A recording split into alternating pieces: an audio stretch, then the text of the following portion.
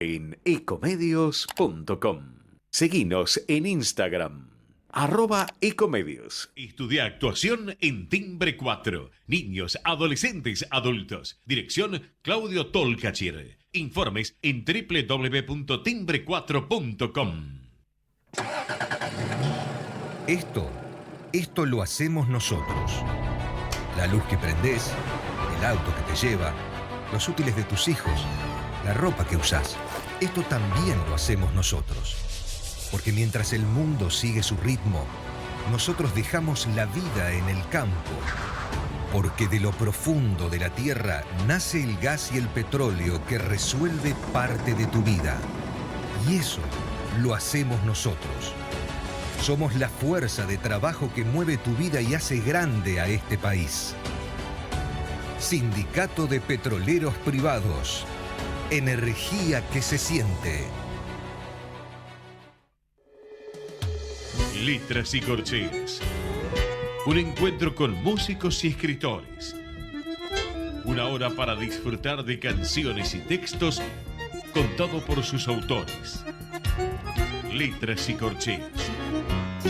Los jueves de 22 a 23 con la conducción de Hernán y Mario Dobri.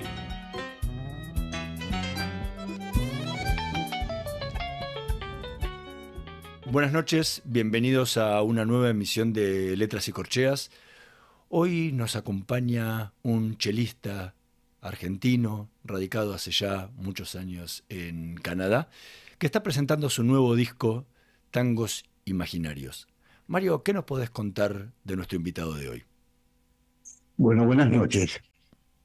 El tango, como tal, fue construyendo un formato bien identificable a través de influencias varias, hasta lograr plasmar una estructura rítmica melódica, una vertiente literaria y una coreografía bailable. Los esfuerzos, después de los años 60, en ampliar su horizonte fueron extenuantemente varios, entre ellos los de Eduardo Rovira, introduciendo la vanguardia de la música clásica, y los de Astor Piazzolla, conjugando emotividad ciudadana, rescatada de la simiente tanguera, síncopa jazzística, virtuosismo musical clásico del periodo impresionista y métrica del movimiento Klezmer. Ambos esfuerzos dieron un horizonte diferenciado, con el formato tango e insinuado y plasmado el individualismo positivista. Parecido camino se dio en la música de Estados Unidos, ejemplo con George Gershwin, es decir, lo individual sobre lo colectivo. La influencia del tango en su tiempo sobre la música de la América Latina fue evidente, y lo mismo ocurrió en vastas zonas de la Europa occidental, no así en el arte sonoro de los Estados Unidos. Hoy por hoy, los músicos argentinos, en un arrastre de melancolía recurrente, incorporan más y más influencias técnicas jazzísticas en sus arreglos y creaciones musicales con intencionado fervor a Buenos Aires, logrando, en el mejor de los casos, generar un virtuosismo instrumental e individualista propio de una visión de añoranza y lejanía. Lo extraño es que el jazz no haya sido empático con esa vasta fuente cultural que es el tango. En esta noche de jueves de Letras y Corchea, nos visita un violonchelista argentino radicado en Canadá, con el cual poder dialogar sobre la maraña del ser y el poder de la música. Buenas noches, Juan Sebastián Delgado. Es un placer contar contigo en nuestro programa. Buenas noches, Mario. Muchas gracias. Muchas gracias por invitarme. Bueno, hice una introducción sobre todo porque en todos estos tiempos últimos, nuestra juventud musical se ha esparcido por todo el mundo, realmente. Vos estás en Canadá, otros en Estados Unidos, y así en cuanto lugar hay. Y se ve llegar a Buenos Aires una obra inmensa de grabaciones de música tanto que abarca desde Piazzolla, poco Rovira, porque casi nadie toca Rovira, pero desde Piazzolla, y en este caso, el caso de Carlos Gardel típicamente. Pero lo hacen desde una técnica virtuosa, muy, muy acendrada, con lo cual el miramiento de esta muchachada de afuera hacia la recóndita Buenos Aires es muy diferenciado como la Buenos Aires que se mira a sí mismo y la ve. ¿Cuál ha sido la intención tuya al ejecutar este, para mí, bellísimo, no digo disco porque esto es esta bellísima obra de 8 temas que me encantó, pero que guarda estas connotaciones de las que te estoy hablando? Bueno, sí, gracias, Mario. Abre muchas puertas, ¿no es cierto? Podríamos estar toda la noche. Nos faltaría un buen vino mendocino. Yo soy mendocino, ¿no es cierto? Para acompañar la charla. Y Me además, imagino. claro, y además estoy de acuerdo con lo que dijo de Rovira, un gran compositor, un gran realmente visionario, ¿no es cierto? Del mundo del tango. Bueno, a ver, lo que puedo aportar, pero primero me pongo muy contento que le haya gustado mucho el disco, eso es lo más importante para mí como músico, poder llegar a gente de distintos ambientes, de distintas generaciones, lo que está planteando usted, y alguien como usted que es conocedor del género, que ha visto y ha escuchado muchas músicas, también me llenan de motivación de alguna manera. Bueno, yo, a ver, tengo una visión un poco distinta a la concepción de lo que es el tango, ¿no es cierto?, en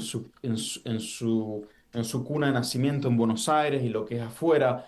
Yo creo que, a ver, yo me inspiré en dos aspectos, tal vez. Uno, que la inspiración de estos dos grandes compositores que fueron Gardel y Piazzolla, no solo dos grandes compositores, sino dos grandes intérpretes, ¿no? Eso es, ya son obviedades para decir.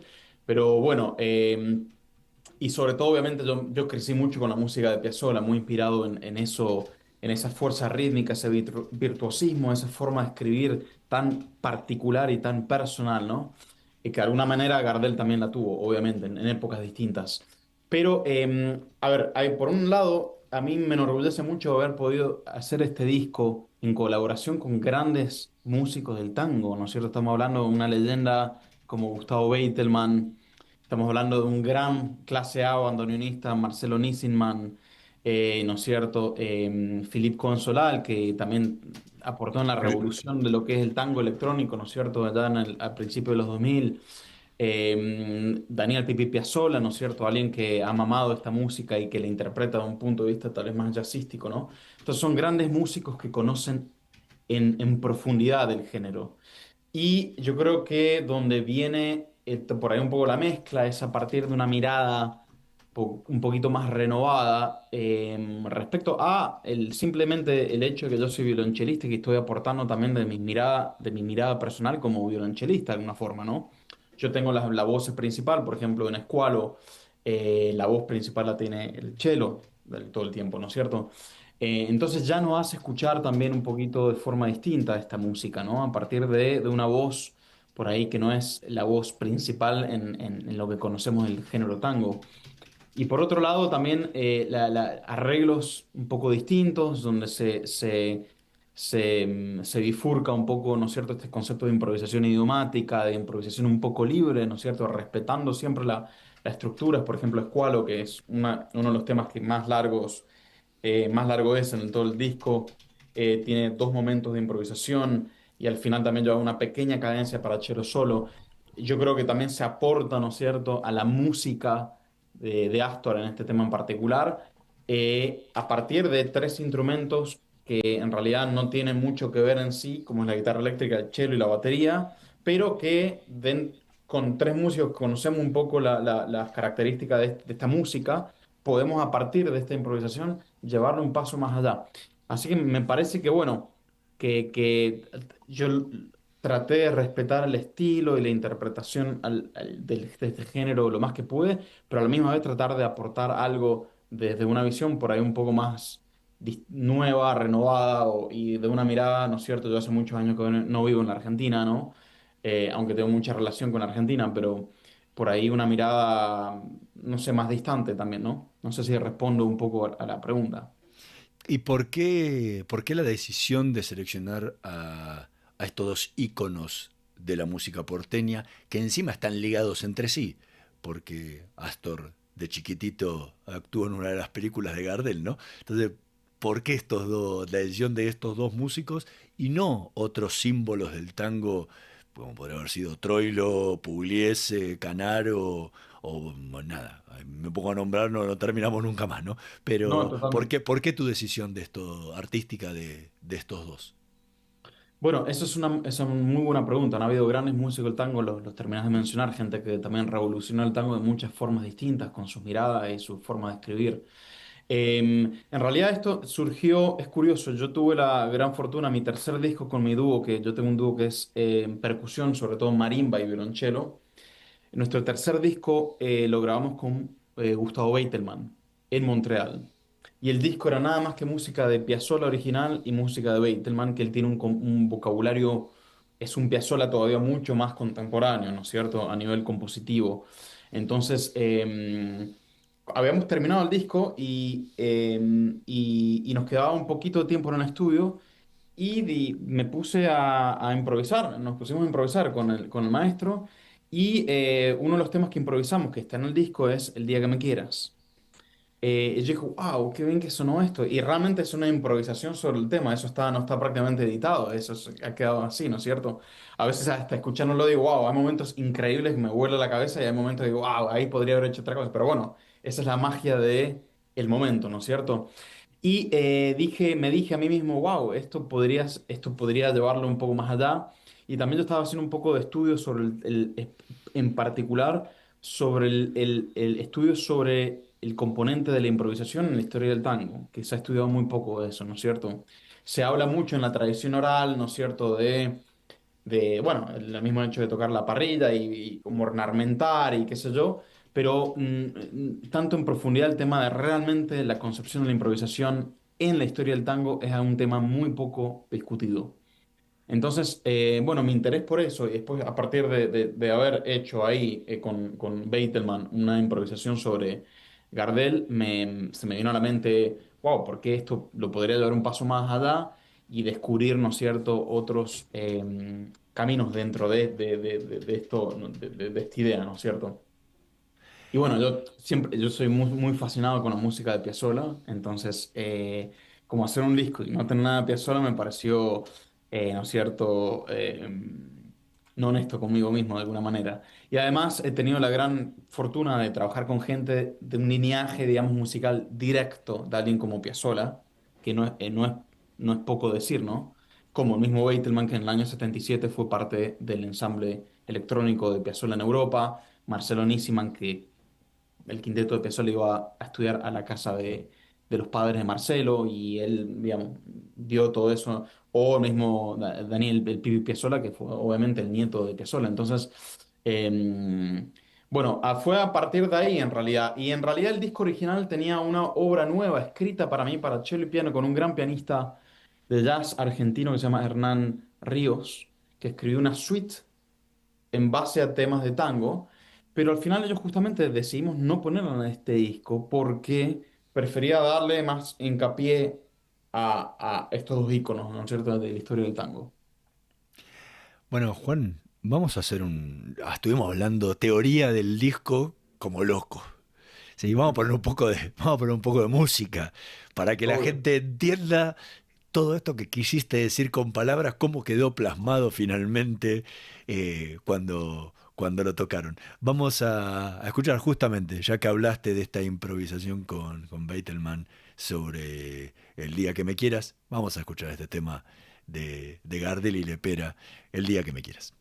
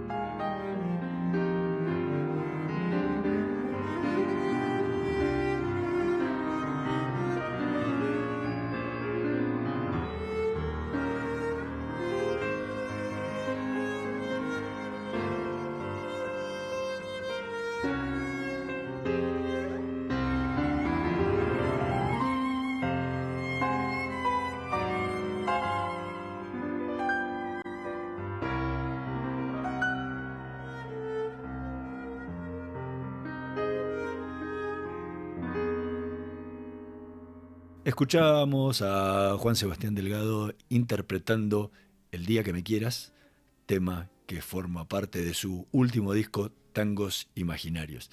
Bueno, te voy a preguntar por cómo surgió, porque ya contaste muchísimo sobre el tema, pero sí, ¿cómo llegas a ser chelista? Porque cuando uno es chico, tocas el piano, tocas la guitarra, o si alguno empieza a buscar instrumentos de la orquesta, bueno, los vientos cada uno tiene, ¿no? De clarinete en general, el violín, si uno dice de las cuerdas de la orquesta, ¿no? Tiende a ser el violín, siempre es el primero. Pero, ¿por qué decidir el cello? Que no es el que más fama tiene de la orquesta. ¿Cómo llegas vos al cello? Sí, bueno, esta es una pregunta muy recurrente que me la han hecho tantas veces en entrevistas y en otras, digamos, gente, ¿no? Que me conoce. Bueno, yo tengo una hermana, nosotros somos tres, tengo una hermana tengo una hermana que es abogada y tengo otra hermana que toca la viola, que es un instrumento todavía más Sí. curioso que el cello, porque todo el mundo confunde la viola con un violín.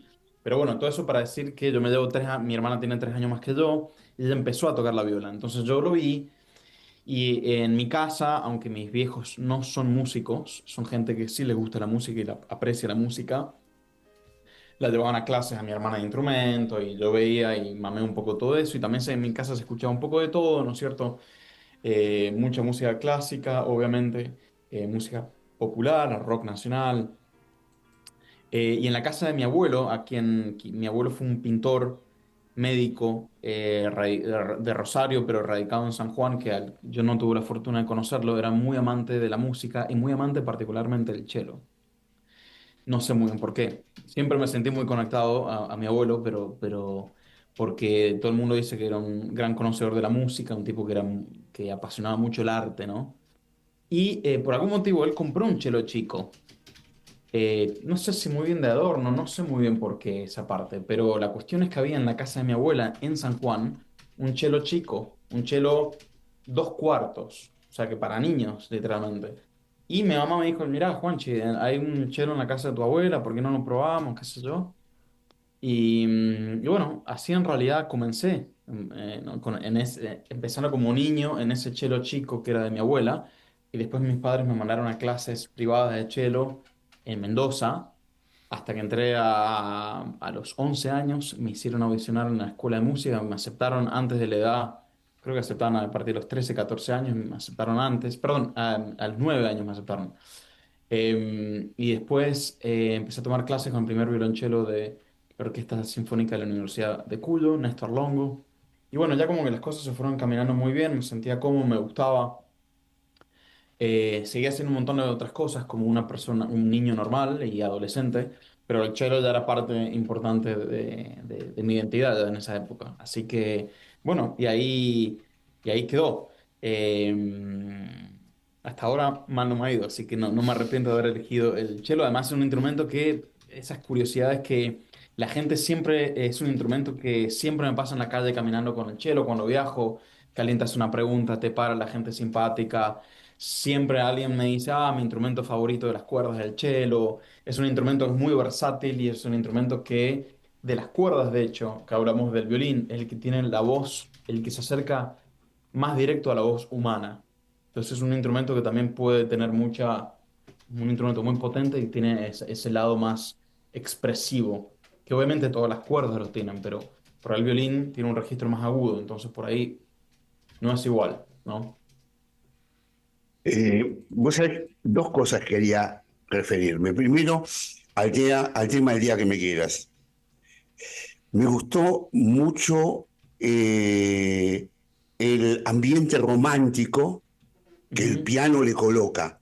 Segundo, no sé si hacía a propósito o no, el uso de cámara, o sea que hay una especie de cámara en lo musical que le da una sonoridad, no solo en esta pieza, hay otra pieza más, le da una sonoridad muy especial. En otras piezas no, pero hay dos piezas, esta y otra, donde hay una cámara que le da ese sonido que se usa cuando se le coloca la cámara, ¿no? Me Claro. encantó mucho. Y después, ¿este fue grabado en vivo o en...? o en audio, o en Sí, sí, en el un estudio estudio. de grabación. No, Sí, fue Mario grabado en un estudio.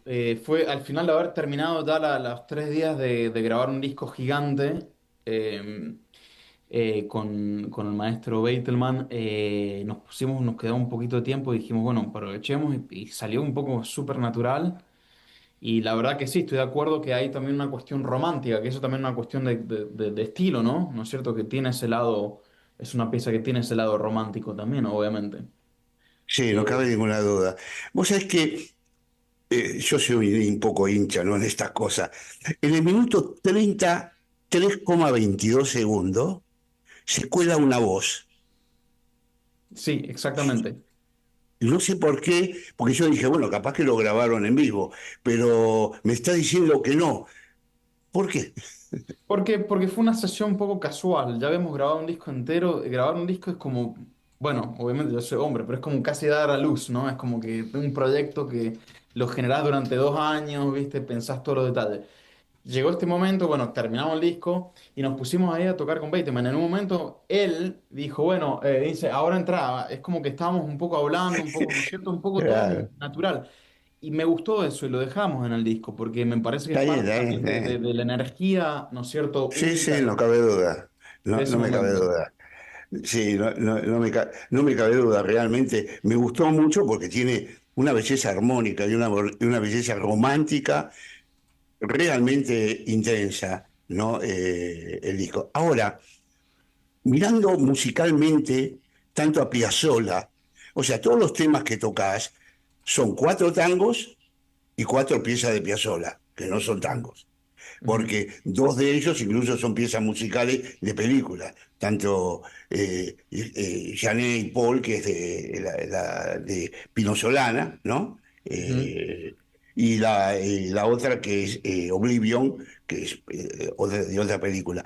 Pero cuando nos referíamos a Piazzolla y nos referíamos, por ejemplo, a Eduardo Rovira, hay una marcada diferencia sobre el camino y que tiene que ver poco con la técnica de jazz. Y no sé por qué, porque todos hablan siempre de la técnica de jazz. Piazzolla es un impresionista metido en la música, por ejemplo, en los diálogos, tiene que ver más con la música de la época de Vivaldi y de Bach, y los contrapuntos de la época de Bach, no cabe duda, ahí no hay nada de jazz. Y después el impresionismo que le va a aplicar en la visión que va a tener romántica de su vida. Mientras que Rovira no va a tomar ese camino y va a tomar el camino de la música, en la música clásica del atonismo. O sea, se va a meter en la cosa que Piazzolla no hace, no entra en ninguna faz del atonismo. Pero hay siempre una inclinación de hablar de Piazzolla por el jazz. Y el jazz lo único que he visto es en ciertas improvisaciones, cosa que Piazzolla no era de improvisar demasiado, salvo el piano algunas veces.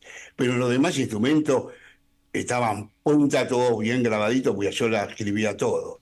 ¿Y por qué ese énfasis en las cosas del jazz cuando no es tanto así? Estoy de acuerdo, es toda una temática interesante. Eh, bueno, usted mismo lo nombró, Piazzolla tenía una fascinación con la música de Bach, por ejemplo, ¿no es cierto? Bach, un Por gran ejemplo. compositor que fue, le llamamos como el padre de el contrapunto y de las fugas. Y Piazzolla escribió tantas obras como Fuga y Misterio, es un caso, ¿no es cierto?, de estudio muy bueno, donde él en realidad trabaja a partir de este material, ¿no es cierto?, como técnica compositiva.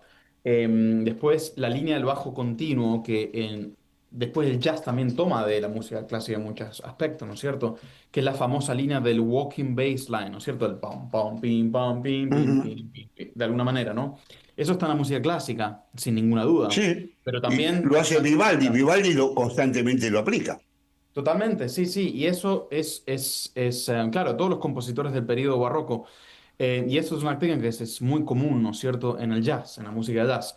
Lo que yo creo, del punto de vista más histórico, perdón, Piazzolla tenía una fascinación con el jazz porque él trabajó con grandes músicos de jazz. Los dos discos que grabó con Jerry Mulligan, saxofonista, y con el No gran cabe duda. vibrafonista Gary Barton, él tenía un acercamiento. Y yo creo que la manera también de que Astor escribía música y la forma que él se inspira de los grupos de jazz. Hay una gran diferencia con la música clásica, porque por ejemplo con los quintetos o el octeto o el luneto, él escribe para sus músicos, que es algo muy típico de los músicos de jazz. Por ejemplo, yo también cuando alguna vez doy clase o enseño y la gente me dice, bueno, escuché, no sé, a Guido Kremer interpretar Piazzolla, yo le digo, no, no hagan eso. No vayan a escuchar un músico europeo de clásico, aunque sea muy buen, un gran violinista, vayan a escuchar cómo lo hacía Piazzolla. Porque la única forma de saber cómo Piazzolla hacía, interpretaba y entendía es con sus músicos. Porque él escribía tal vez una línea de cello para Bragato, porque él conocía cómo tocaba Bragato el cello y entonces se la escribía a él. Entonces, esa es una visión mucho del mundo del jazz y no así, no funciona así la música clásica, salvo cuando vos comisionás a un compositor contemporáneo y el compositor te escribe algo a vos, pero es un poco distinto la relación. Entonces, desde ese punto de vista y del punto de vista camarístico, ¿no es cierto? Un quinteto, ¿no es cierto? Formaciones chicas em, que son de cámara, pero a la misma vez nos recuerdan más al género jazz que a la música clásica. Entonces, yo creo que viene más por eso, una cuestión también de concepción, ¿no?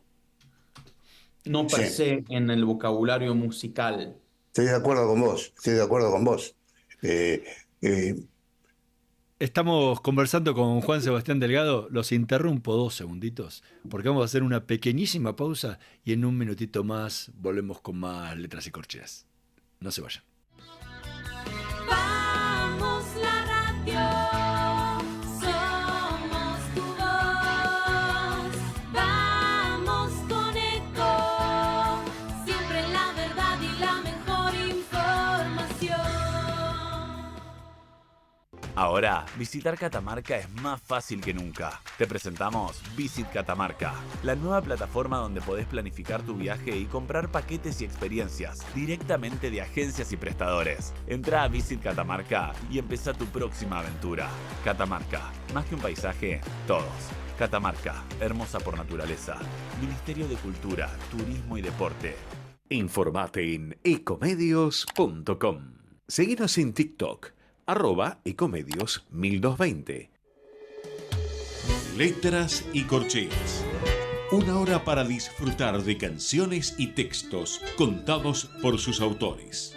Con la conducción de Hernán y Mario Dobri.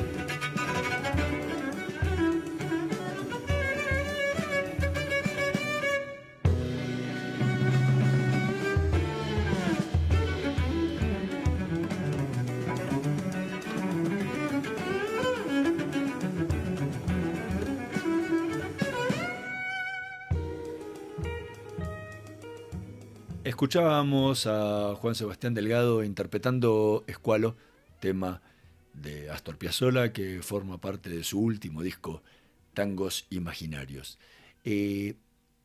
¿Por qué Escualo y cómo fue la selección de los temas? Porque hablamos antes de que eran dos grandes músicos de tango como Gardel y Piazzolla los que centraban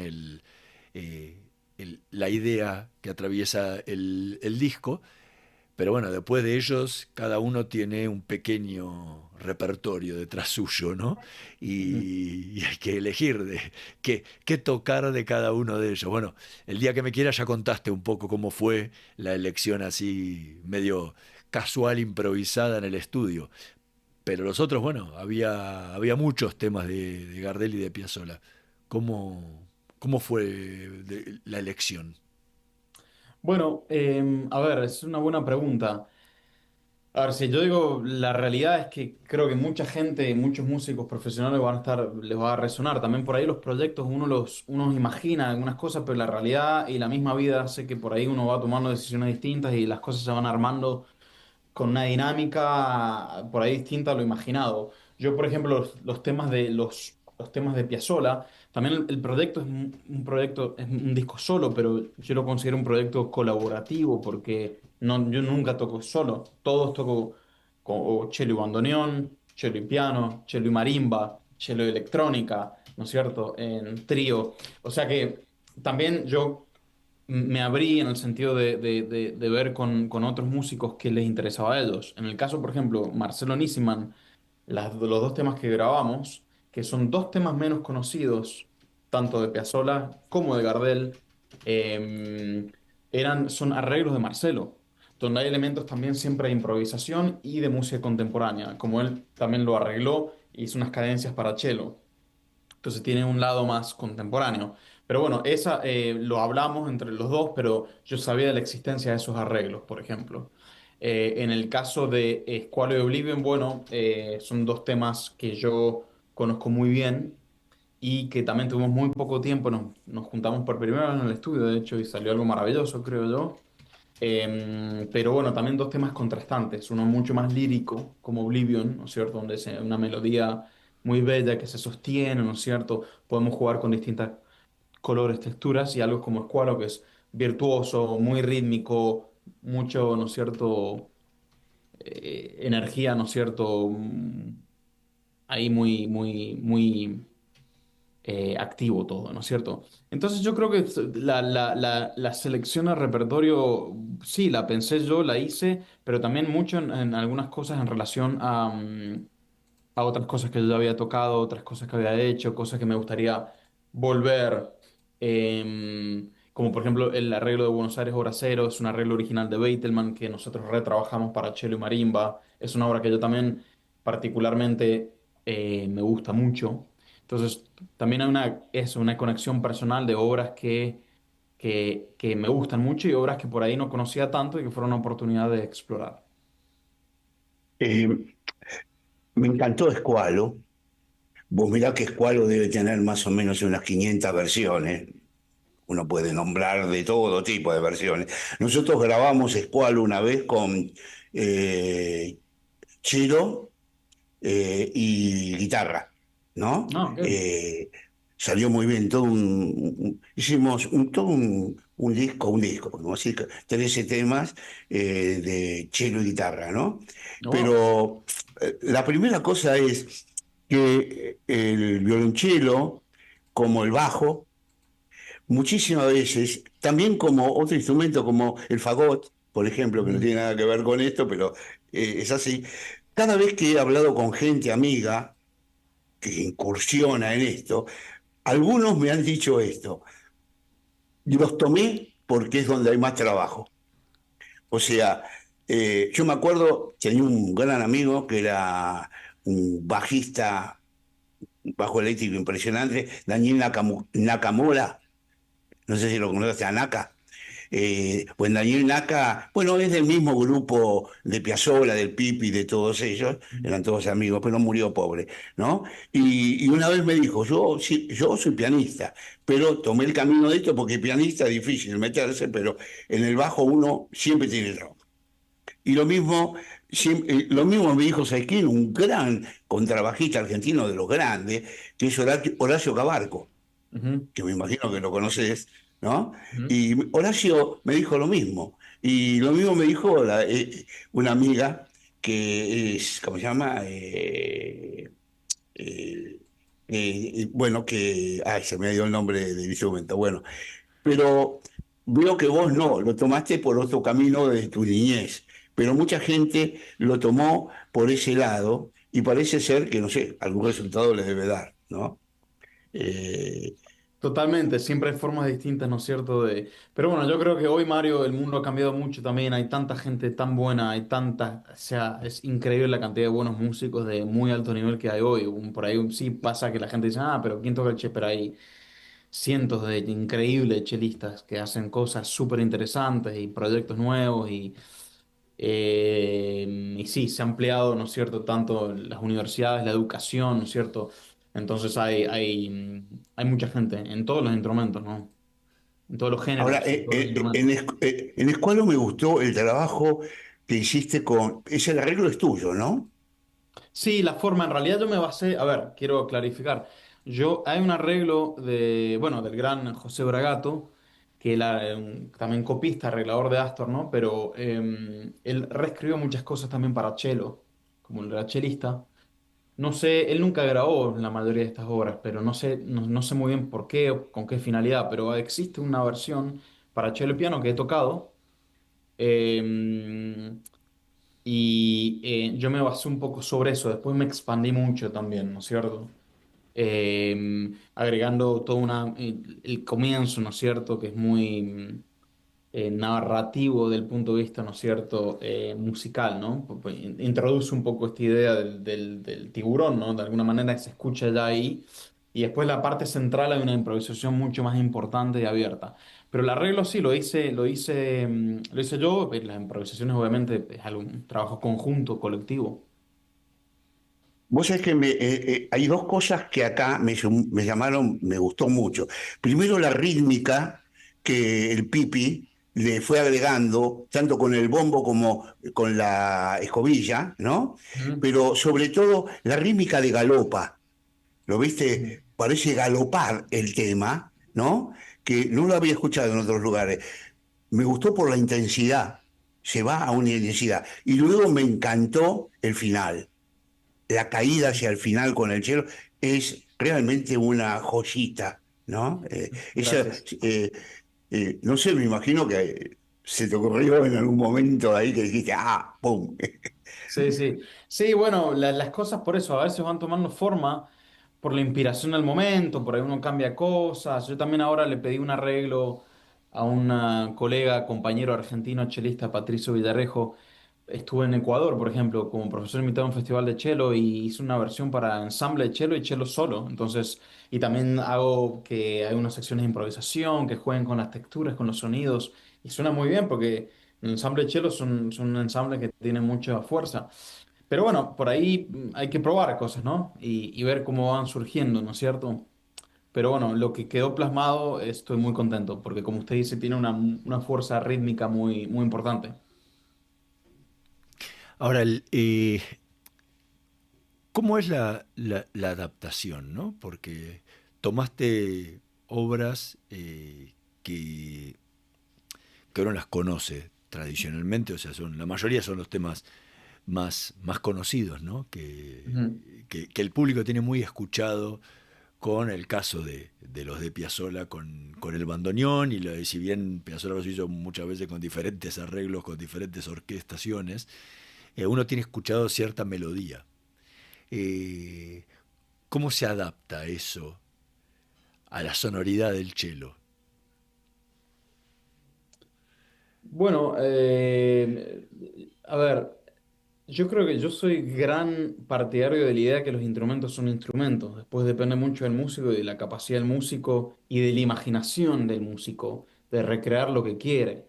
Estábamos hablando de un fagot, por ejemplo. Si vos sos un gran fagotista con mucha imaginación y conocimiento, también puedes tocar lo que quieras. Yo siempre también tuve un poco, siempre me molestó un poco la gente que encasilla muchos ciertos instrumentos, como el caso del cello, a nada más que la música clásica. Es verdad, a ver, porque es un instrumento de tradición clásica, pero eso no significa que vos podés reimaginarte absolutamente todo. Ujú. Y de hecho, volviendo a que venimos desarrollando varias ideas interesantes sobre Squalo, en uno de los videos que saqué en mi cuenta en Instagram, yo hago un poco una reivindicación histórica también, porque si nos ponemos a pensar, en el año 55 Piazzolla en el octeto introduce guitarra eléctrica que venía del mundo del rock y del jazz, no del mundo del tango, y nadie lo utilizaba. Y el cello se había utilizado un poco, ¿no? Con Troilo, Pugliese, pero no de forma más solista.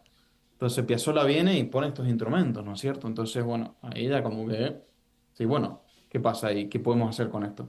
Entonces, de vuelta, yo veo los instrumentos como, a ver, de forma hasta básica, herramientas en donde te permiten, ¿no es cierto?, crear.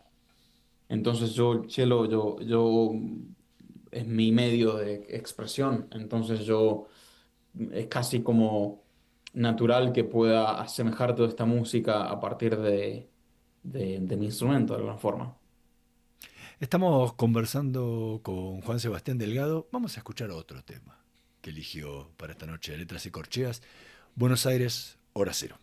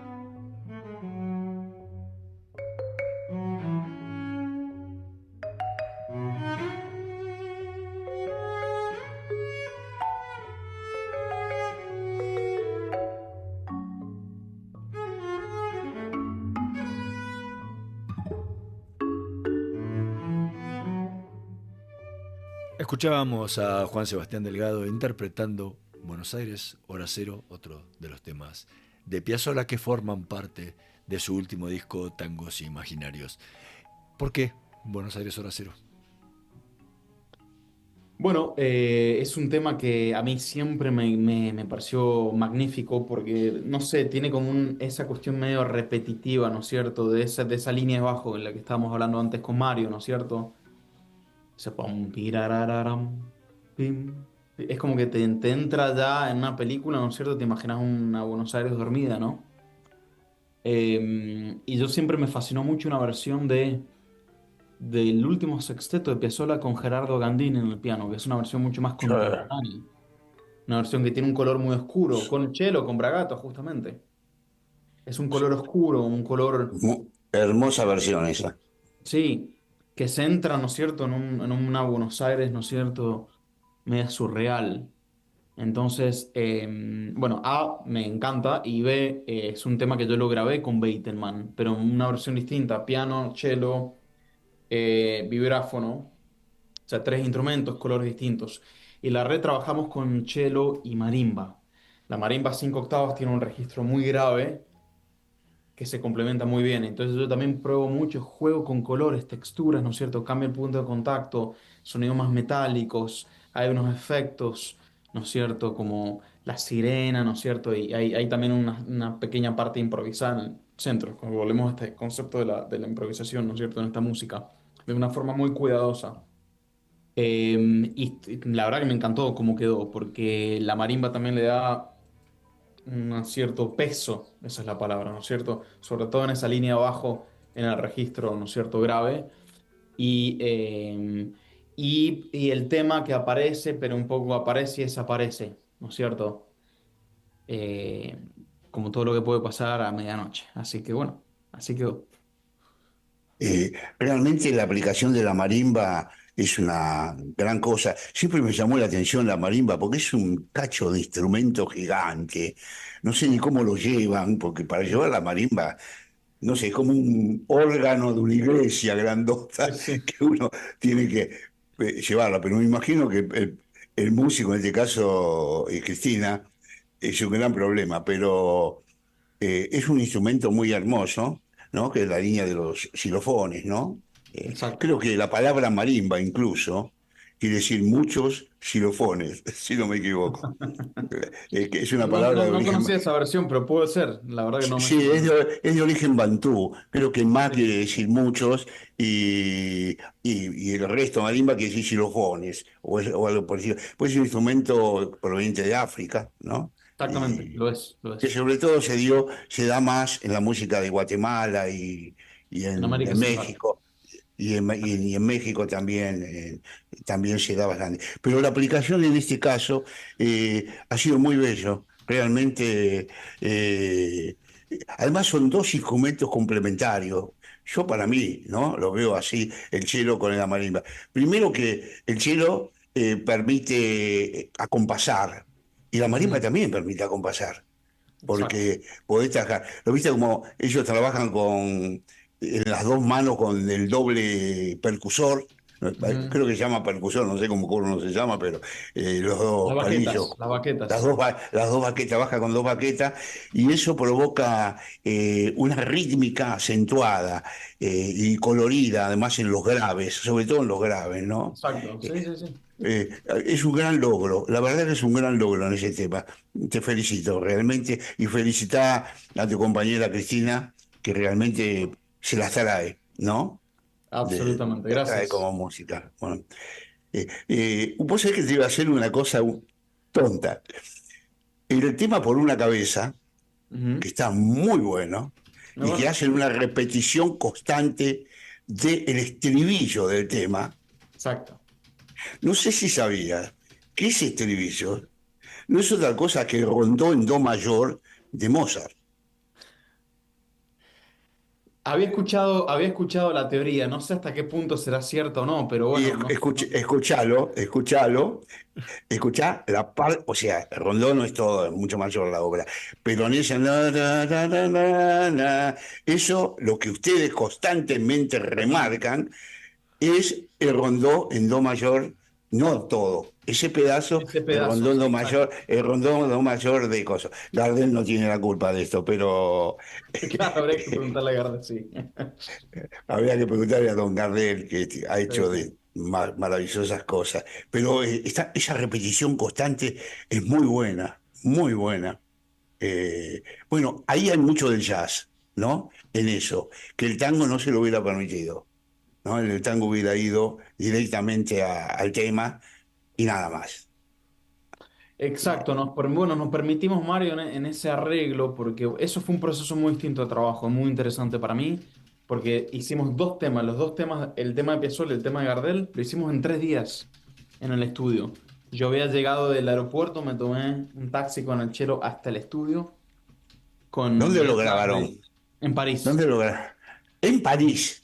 En, Pa- Ah, en París, en el estudio, de hecho, mítico de Philippe, que es el estudio de la discográfica Ya Basta, que es donde grabaron todos los temas de Gotham Project. Y curiosamente también la y, polla. y me pasó algo realmente increíble, por eso, bueno, esto también,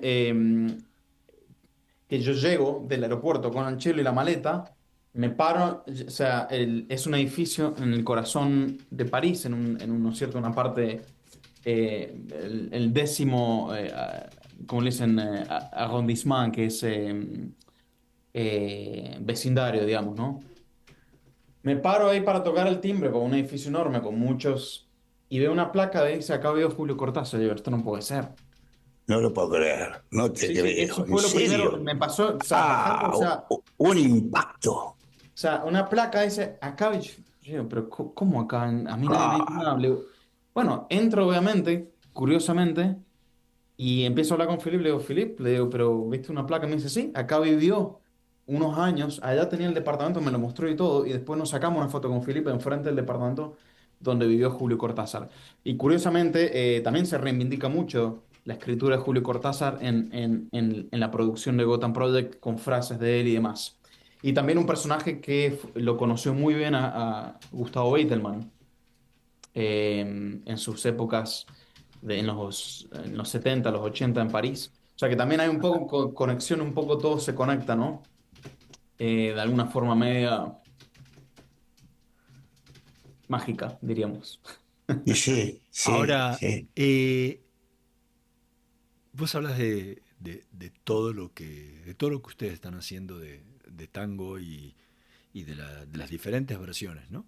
Pero ¿cómo has recibido esto en Canadá? Vos vivís en Canadá, hay espacio, ¿cómo se vive el tango entre la población y entre el mundo musical canadiense en el que te mueves?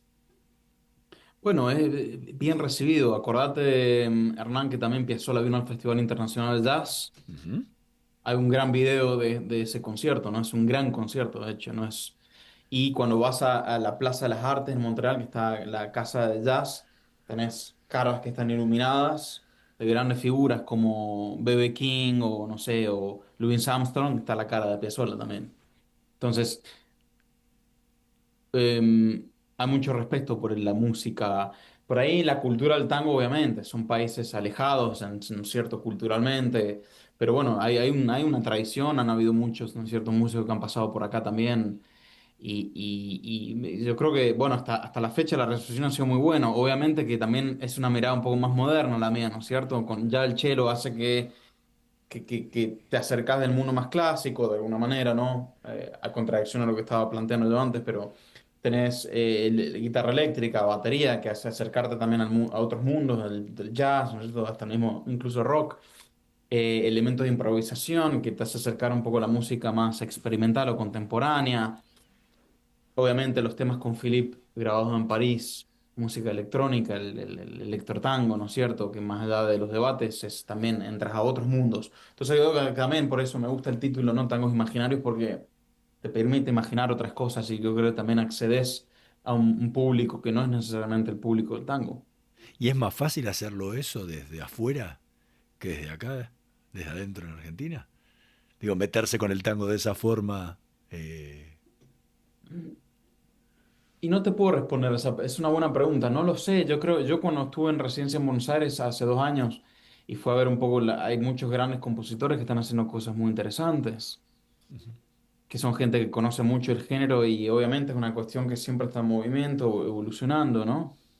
Y ahí está curiosamente el contrapeso, ¿no? De poder homenajear a dos grandes íconos con respeto, porque yo también creo que viene también de un lugar de gran admiración y de gran respeto por la música de Gardel y Piazzolla y aportando un poco lo que yo puedo aportar.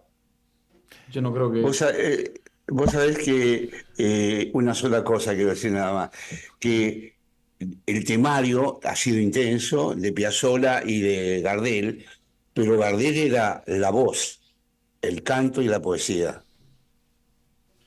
Eso, Exacto, nada más. totalmente, sí, sí, sí.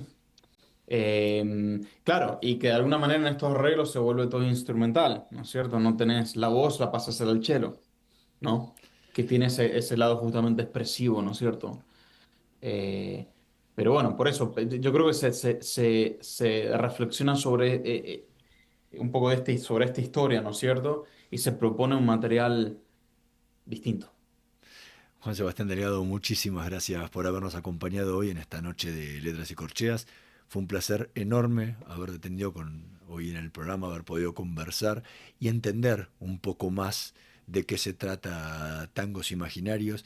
Nosotros lo habíamos escuchado, lo habíamos disfrutado muchísimo antes del programa para poder preparar toda la entrevista, pero nos enriqueció mucho más el escuchar tus palabras sobre el disco. A la audiencia le sugiero, búsquenlo, disfrútenlo como lo hemos disfrutado nosotros. Está en todas las plataformas disponibles, así que van a pasar un excelente momento en compañía de una gran música ejecutada por grandes músicos. Así que una vez más, muchísimas gracias por habernos acompañado hoy.